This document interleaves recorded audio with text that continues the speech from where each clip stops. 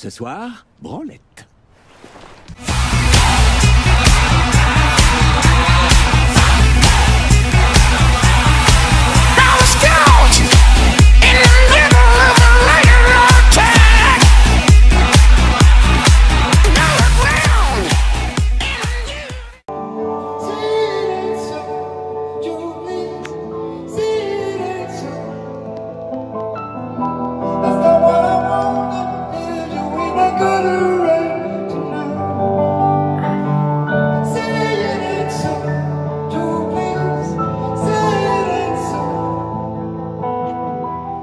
Bonjour à toutes, bonjour à tous. Donc petite vidéo retour vide-grenier.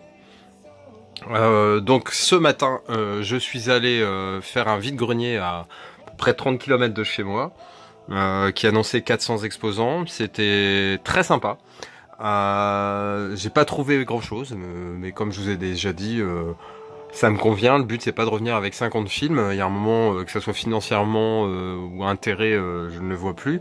Donc voilà, le but c'est de se faire plaisir, de trouver quelques titres sympas et puis de se balader. Donc là, pour info, pour les plus jeunes d'entre vous, il s'agit de Murray Head, hein, avec une chanson très très connue qui est Say It Ain't So Joe. Il y a beaucoup d'autres chansons qui sont vraiment très très sympas, style Never Even Thought et tout ça. J'ai écouté pas mal quand j'avais une vingtaine d'années, on va dire. Et c'est vraiment très très bon. One Night in Bangkok ou des choses comme ça. Donc on revient à nos moutons. J'ai emmené pour la première fois Lily, donc je vais vous montrer comme des petits trucs là concernant ce qui s'est passé ce matin avec elle. En gros, je l'ai éduquée d'entrée. Il y a des chiens qui sont sauveteurs en mer, il y a des chiens qui sont sauveteurs de montagne, il y a des chiens qui trouvent des truffes pour leur maître, hein. Comme le font les sangliers, il y a des chiens qui reniflent la drogue, voilà. Moi j'ai décidé d'éduquer Lily pour trouver des DVD, des collectors et des Blu-ray dans les vides-greniers. On voit ça tout de suite. Cherche.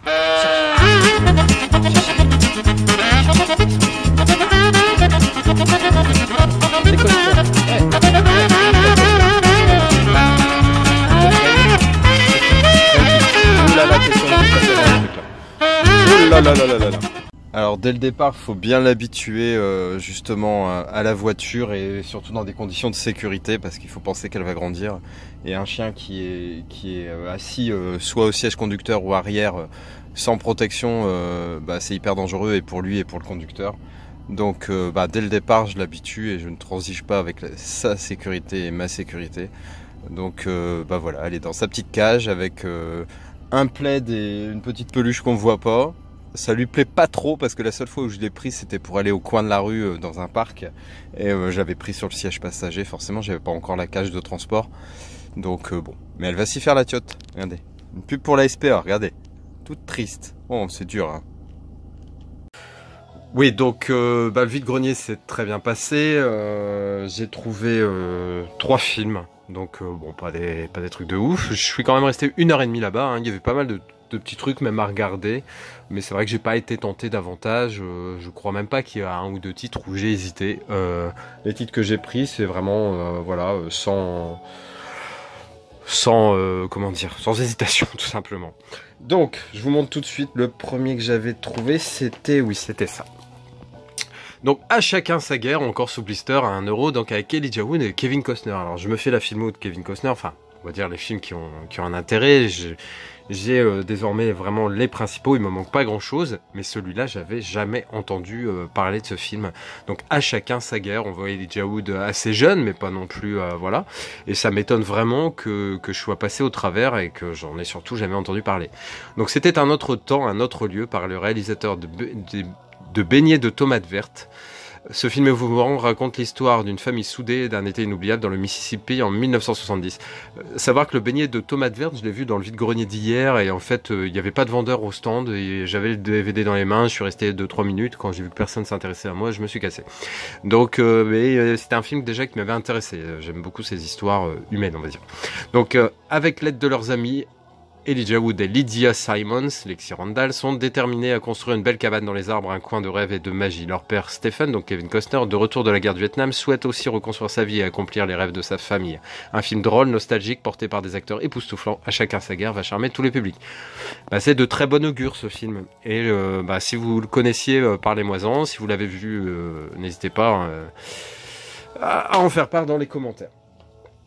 Alors, vous connaissez mon intérêt pour les chimpanzés, singes, primates et globalement les animaux. Et donc forcément, quand j'ai vu ce film avec Matt LeBlanc, hein, donc l'acteur de Friends, et ce chimpanzé qui se font un check habillé en baseballer, j'ai dit tiens, ça peut être sympa. Donc le film Ed, j'avais vu sur la tranche, donc je savais même pas que c'était au départ avec un chimpanzé, et quand j'ai vu forcément la jaquette, ça tombait sous le sens. Et donc ça a l'air très très sympa, vraiment une histoire très comédie très familiale, hein, il faut pas se leurrer, pas encore un film qui va changer, bouleverser votre vie tout entière, mais si vous passez 1h30 bien sympa, le contrat à mon sens est rempli. Et troisième film, un film dont vous avez forcément entendu parler, donc c'est Larry Flint avec l'excellent Woody Harrelson, Courtney Love, donc l'ex à Kurt Cobain, et Edward Norton, l'acteur notamment d'American History X. Donc l'homme par qui le scandale arrive. Donc un film que je n'avais pas et que je connais, que je n'ai pas vu. Donc je suis très content de l'avoir. Donc en gros c'est sur les débuts des magazines porno, on va dire grand public, à la Playboy, Penthouse, etc. Et donc là dans les années 70, Larry Flint qui publie le premier magazine de pornographie grand public dont le succès fulgurant déchaîne l'Amérique puritaine. Attaqué pour incitation à la débauche, Larry Flint, bientôt à la tête d'un empire, affronte la justice en multipliant les coups d'éclat médiatiques. Donc c'est l'histoire vraie de Larry Flint. C'est un film qui est signé Milos Forman. Voilà, que dire de plus, une pléiade de bons acteurs, ça m'a l'air très très sympa. Alors quand je vois Edward Norton là en costume en bas, alors soit il est l'avocat de Larry Flint, ou c'est le représentant de l'équipe, de l'Amérique bien pensante puritaine, mais je pense plutôt que c'est l'avocat de Larry Flint, parce qu'on le voit derrière avec Courtney Love, ils sont à 3 ensemble. Donc très content d'avoir trouvé ce Larry Flint. Je vais vous présenter un dernier film qui n'a rien à voir avec le vide-grenier, mais juste parce que je l'ai regardé cet après-midi. Donc c'est le film Frozen. Donc je l'avais trouvé, il me semble bien que c'était à Nose, hein. Un suspense à vous glacer le sang. Alors le pitch, il est on ne peut plus basique. Deux mecs, une nana qui se retrouvent sur un télésiège à la fin de journée en gros, et les gens un peu comme dans Les Bronzés font du ski vont penser qu'il n'y a plus personne sur le télésiège, vont arrêter le mécanisme. Seulement c'est une station qui ouvre que le week-end, et là on est dimanche soir, donc ils savent qu'en gros avant le samedi d'après, pendant 5 jours, il n'y a personne qui risque de voir qui sont coincés sur ce télésiège. Donc l'histoire hyper basique, mais ils réussissent franchement à tenir donc 1h30 le spectateur en haleine. Moi j'ai vraiment bien aimé. Ça m'a donné froid, et par ce temps j'avoue que c'est assez sympa. Je vais pas vous spoiler le truc, mais franchement il y a de très très bonnes choses, notamment ce qui vient se rajouter un petit peu à cette histoire, c'est qu'en bas, quelques dizaines de mètres quand même plus bas, il y a des loups affamés aussi qui se baladent et qui attendent un peu que ça tombe du ciel en gros. Donc franchement très très sympa, avec un film d'horreur vraiment radicalement différent malgré tout, quelque chose de novateur, avec, comme je vous l'ai dit, un scénario on ne peut plus simpliste. Voilà, Frozen, n'hésitez pas. Donc ce sera tout. Je vais vous montrer que Lily, après sa matinée, elle était cassée, et là le vide-grenier on l'a fait de 7h, on est parti à 7h en gros et rentré à 9h30, un truc comme ça. Elle a quasiment dormi toute la journée.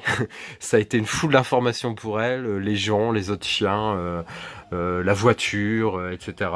Et là elle est encore en train de dormir quoi. Enfin, elle sort un petit peu, elle se balade un peu, mais elle se recouche assez vite, voilà. Donc écoutez, n'hésitez pas à commenter cette vidéo, et puis à très vite. N'hésitez pas à vous abonner si ce n'est déjà fait. Allez, ciao. Hello darkness, my old friend. I've come to talk with you again.